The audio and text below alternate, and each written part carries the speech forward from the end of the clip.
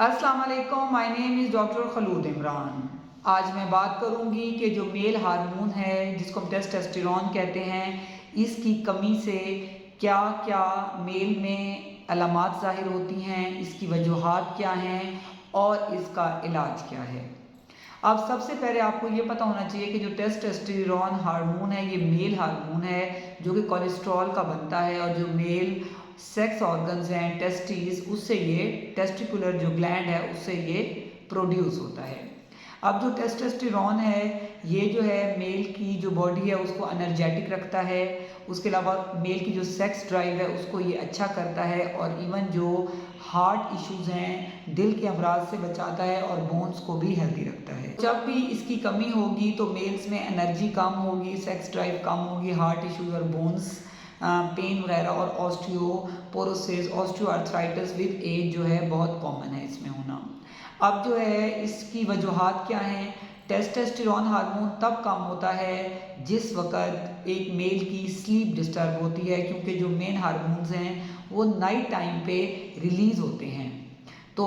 जब भी नाइट पे जो लोग नहीं सोते, मेल्स लेट सो रहे होते हैं या दिन को ज़्यादा सो रहे होते हैं, तो उनका जो रात का सर्केडियन रिदम है वो डिस्टर्ब हो जाता है और टेस्टोस्टेरोन हार्मोन जो है वो कम हो जाता है। इसके अलावा वो मेल हजरात, वो मर्द हजरात जिनका जो है स्ट्रेस लेवल ज़्यादा होता है, जो कि डिप्रेशन के पेशेंट हैं और बहुत ज़्यादा ओवर थिंक करते हैं, टेंशन में रहते हैं, तो उनके अंदर एक कॉर्टिसोल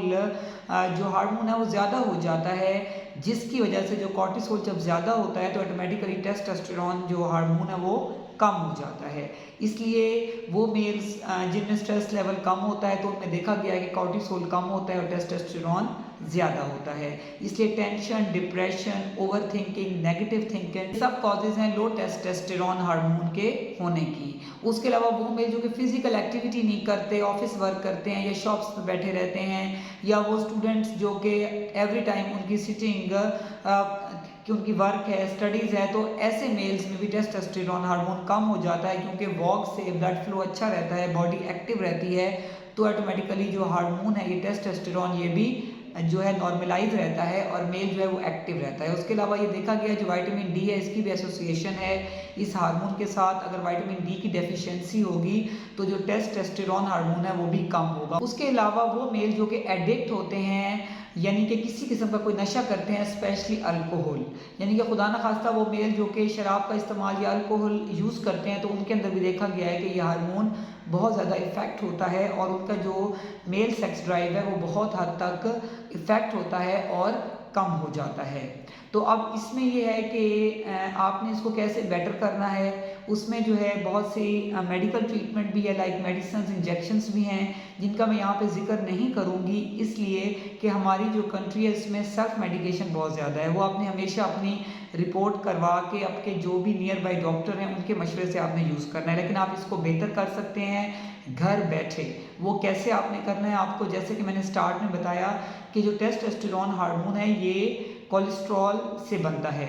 तो वो मेल्स जिनका कोलेस्ट्रॉल ज़्यादा होता है और वो स्टैटिन्स की टैबलेट ले रहे हैं कोलेस्ट्रॉल को लोअर डाउन करने के लिए, तो उनको चाहिए कि वो डॉक्टर को ये बता दें कि उनकी जो सेक्स ड्राइव है वो कम है, उनकी एनर्जी जो है वो लो है, या उनको हार्ट इश्यूज़ या बोन इश्यूज साथ हैं, तो फिर वो आपको स्टैटिन्स की कोई अल्टरनेटिव यानी कि कोई मुतबादिल दवाई शुरू कर देंगे। क्योंकि जब आप स्टैटिन्स लेंगे आपकी कोलेस्ट्रॉल कम होगी, जब कोलेस्ट्रॉल कम होगी तो ऑटोमेटिकली ये टेस्टोस्टेरोन हार्मोन भी कम होगा और आपकी मेल सेक्स ड्राइव कम हो जाएगी।